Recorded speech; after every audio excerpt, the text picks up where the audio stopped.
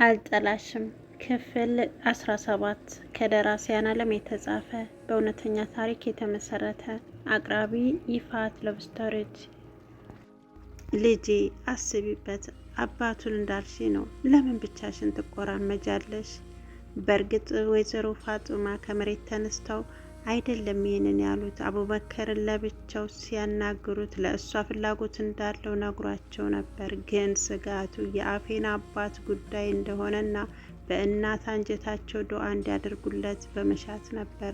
ሉላም ቢሆን የልጅሽ አባትስ ባሏት ጊዜ መልሷ የልጅ አባት ሉላ ወይዘሮ ፋጡማ ጋር ከቀናት በፊት እየተጨዋወቱ እያለ ነበር የአፌን ጉዳይ ያነሱት። ሉላም ብትሆን የሰጠቻቸው ምላሽ አባቱ በሕይወት የለም የእውነት አልነበረም የመለሰችላቸው፣ እንደው ከጥያቄያቸው ለማምለጥ እንጂ። ወይዘሮ ፋጡማ ሉላንና አቡበከርን አነካክተው መሄጃቸው ደርሶ ነበርና ለጉዟቸው ተሰናዱ። እናቱን እያወራ አየር ማረፊያ ድረስ ሄደ። በቃ እማዬ ግቢ ልሂድ። እንደው አቡዬ ከፈጣሪ በታች ይቺ ልጅ ናት፣ ተንከባክበ ያዘች፣ አጥብቀህ ያዛት ብለህ ሴት ልጅ ከምትወደው ይልቅ ለቁም ነገር የሚፈልጋትን ቦታ አላት፣ አትዘንጋን አለችኝ እያልክ እንዳታጣት። እሺ እናቴ። እናቱ ለዘላለም የሚሰናበቱት ነበር የሚመስሉት። አንዱ ልጃቸው በሄደበት ቀርቷልና እሱም ከዓይናቸው መራቁን አልወደዱትም። እናቱን ሸኝቶ ሲመለስ ሉላ እፈራዋለሁ ያለችውን መንገድ አትኩሮት ሰጥቶት ተመለከተው። ላየው ሰው ያስፈራራ ነበር።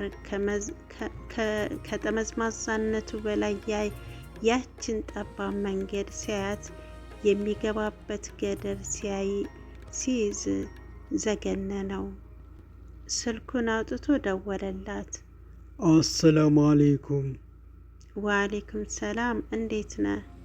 አልሐምዱሊላህ። አንቺ ደግሞ መንገዱ ያስፈራል ነው ያልሽው? ምን ነው አንተ አልፈራህም እንዴ? ሊገሌ ነው እንጂ። በረጅሙ ሳቀች። በአይነ ህልናው ሳለው። ስትስቅ የሚጎደጉደው ጉንጮቿ፣ ውብ ጥርሶቿ፣ አይኗ ስትጨፍነው ያላትን ውብ ተመለከተው። ምን ያስቅሻል? አንተ ደግሞ ወንድ አይደለህም እንዴ? ኧረ አትይኝም፣ ወንድ አይደለህም እንዴ? እናንተ ሴቶች እኮ የእውነት ያስጠላል። ወንድ ሆነ በዚያ ላይ ስፖርተኛ። አረ ነውር ነው ሰው እንዳይሰማክ። እኔ የሚሰራው ለመጠንከር እንጂ ከገደል አፋፍ ለመዝለል አይደለም። ካልኩሽ ዘለህ ግባ ትኛለሽ። ምን አለበት እኮ ይሄ ነው የቀረሽ። ይልቅ 9:30 ነዋ የሚሄደው። አው 9:30 ሲል ትምህርት ቤት ድረስ ካርድ ይዘሃል? አዎ ይዣለሁ። ዛሬ ሉላ ሱቅ አዲስ የሚገቡ እቃዎች ስለነበሩ እነሱን ለመረከብ ሄዳለች። ጠዋት አቡበከርን አናግረው አፌንን ከትምህርት ቤት ሊያመጣው ተስማምተዋል። ዛሬ እናቱንም ለመሸኘት ፈቃድ ስለወሰደ አፌንን እሱን ከትምህርት ቤት እንደሚያመጣው ስለነገረው አፌን በጣም ተደስቶ ነበር። ለክፍሉ ተማሪዎች ሁሉ ዛሬ አባቴ ነው የሚወስደኝ ሲል ተናግረዋል። አቡበከር እንደተባለው ሰዓቱ ሲደርስ አፌንን ከትምህርት ቤት ይዞት መጣ። አፌን በደስታ መንገዱን ሁሉ እያወራ ነበር እቤት የደረሱት። አቡበከር እናቱ ከሄዱ ለቀናት ስለ ሉላ ሲያስብ ቆይተዋል። ግን አንድ ነገር ውስጡን የከነከነው ነገር የሪም ጉዳይ ነው። እሷም ለቴክስቱ እስከ ዛሬ ያለችው ነገር አልነበረም። እሱም ቢሆን ይቅርታውን ከልቡ አልነበረም እና ለመልስ መጥቶ አልጓጓም። ቀን ሲወልድ እረስቶት ነበር። ዛሬ ግን ውልብ እያለ በሀሳብ ሲናውዝ ለመሐመድ ደወለለት። መሐመድም እስከ ዛሬ የትከርመህ አይነት ወቀሳ ጣል አረገበት። በሰላም ነው ጥያቄውን አስከተለ። አቡበከርም የሉላንና የኤርምን ጉዳይ ነገረው። ዛሬ ላይ ለሉላ ጥልቅ ስሜት እንዳለውና ያንን ስሜት ግልጽ እንዳያወጣ ግን ሁለት ነገሮች እንዳያዙት፣ አንደኛው የኤርም ያላለቀው ጉዳይ ሲሆን፣ ሌላው ደግሞ ስለ ሉላ ምንም አይነት መረጃ ስለሌለው እንዳሰባት አይነት ሴት ባትሆንስ የሚለው ስጋት እንደያዘው ነገረው። በእርግጥ አቡበከር ከመሐመድ የጠበቀው መልስ ሁለቱንም ጠቅለል ሲል ይቀልድብኛል ሲል አስቦ ነበር። መሐመድ ግን ኤርምን እርሳት፣ እንኳን ዛሬ አይደለም ነገም ስለሷ ማሰብ ትተህ የሚበጅህን ሉላን አጥብቀ መያዝ ነው ነበር። ምንም እንኳን በዚህ ሰዓት አቡበከር ለኤርም ስሜት እንደሌለው ቢያውቅም ከመሸሽ እሷን ማግባት መርዶ መናገር ግን ለሱ ቀላል እንዳልሆነ ገምቷል። ቃሌስ በዛ ላይ ታውቃለህ አይደል? ያሳለፍነውን እያወክ ደሞስ የመጀመሪያው አይደለው? እሷንም መጉዳት አልፈልግም።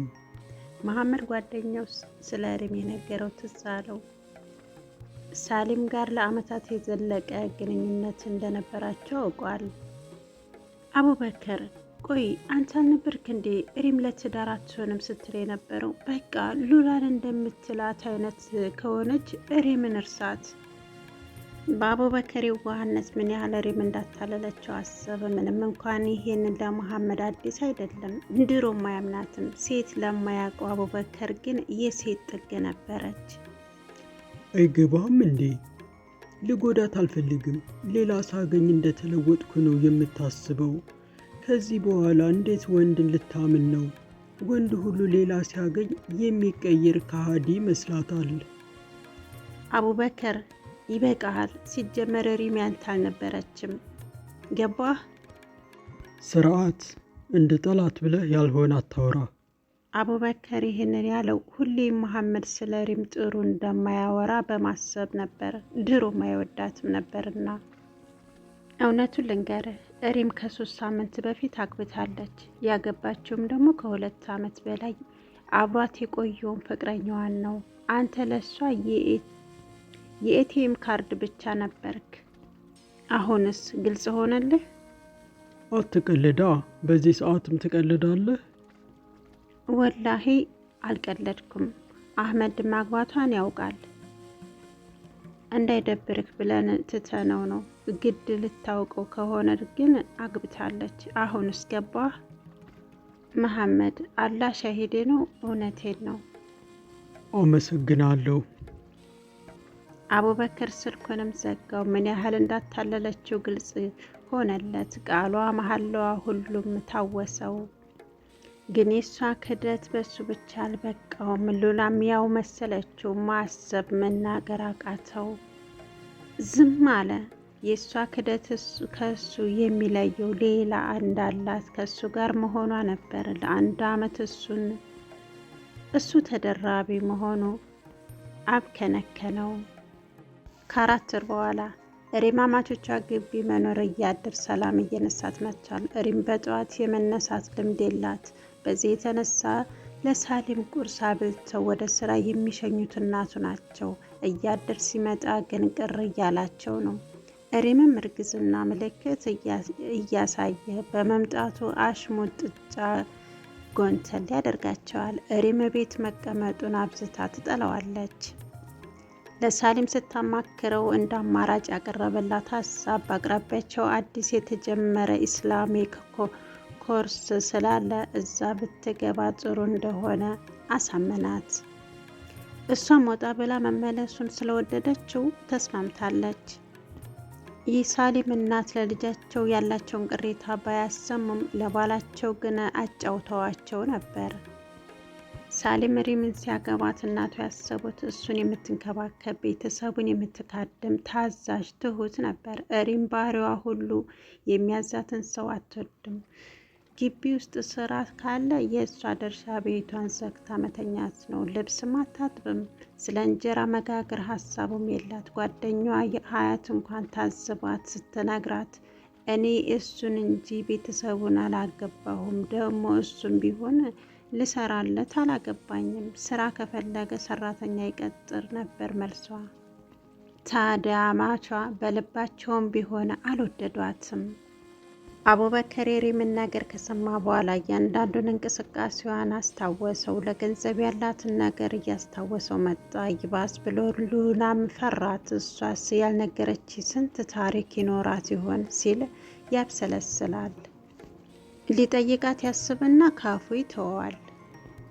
አቡበከር ከስራውም በግልም ህይወቱ ላይ ትልቅ ተጽዕኖ አሳድሮበታል። በየቀኑ የሚያገኛቸው ሴቶች አሳዛኝ ታሪካቸው ሳያብብ የረገፈ ተስፋቸው ብዙ ነገሮችን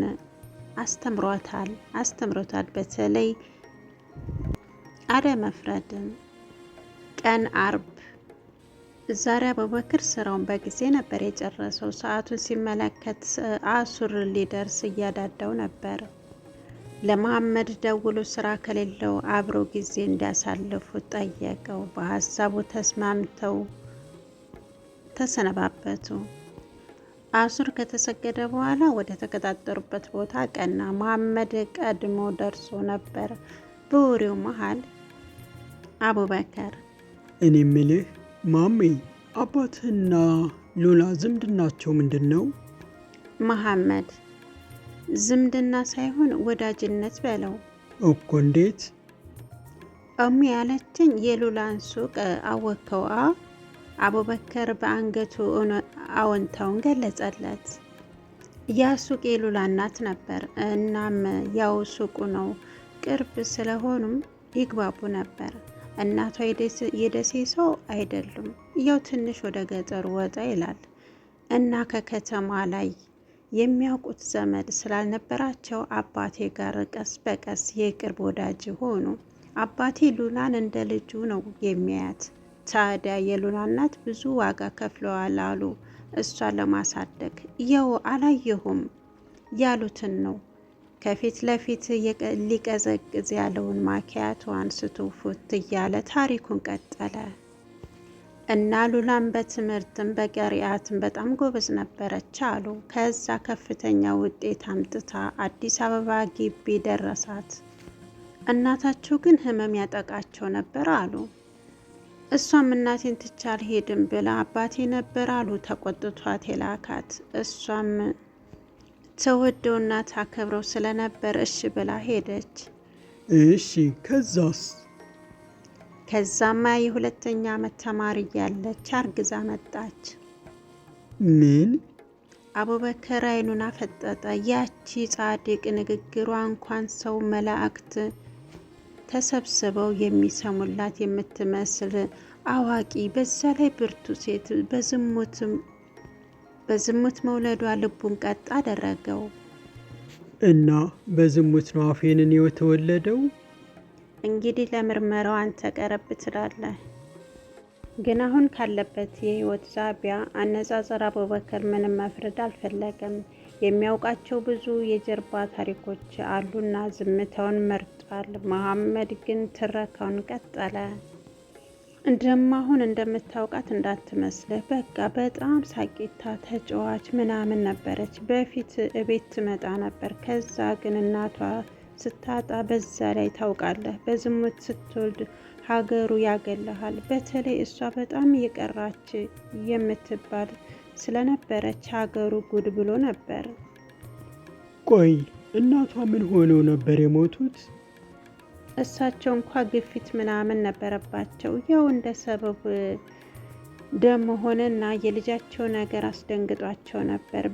ከዛ በኋላ ብስጭቱም ቁጭቱም ተደራርቦ ሰበብ ሆነ። ከዛ ጊዜ ጀምሮ ሰው አታናግር፣ ጓደኛ የላት። በቃ የእሷ ዘመድም ጓደኛዋም ባባ ብቻ ሆነ።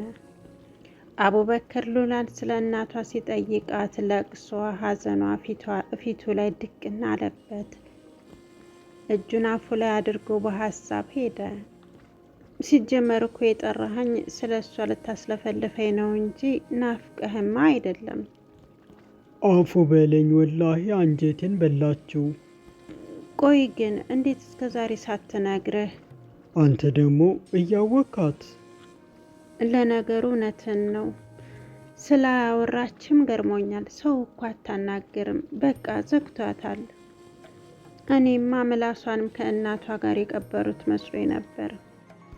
አቡበከር ግን አሁንም አልጠላሽም። ክፍል 17 የዛሬው ታሪካችን ይህን ይመስል ነበር። በቀጣይ ፕሮግራም ክፍል 18ን አስቀጥልላችኋለሁ። ዘወትር ቪዲዮ ሼር ላይክ እያደረጋችሁ ለምታበረታቱ ብርታት ለሆናችሁኝ ክብረት ይስጥልኝ። አሁንም ድጋፋችሁ ኃይሌ ስል በአክብሮት እጠይቃለሁ። የዚህ ቻናል ቤተሰብ ያልሆናችሁ ደግሞ ሰብስክራይብ እያደረጋችሁ የደወል በተኗን በመጫን ቻናሉን ይቀላቀሉ። አመሰግናለሁ። ባይ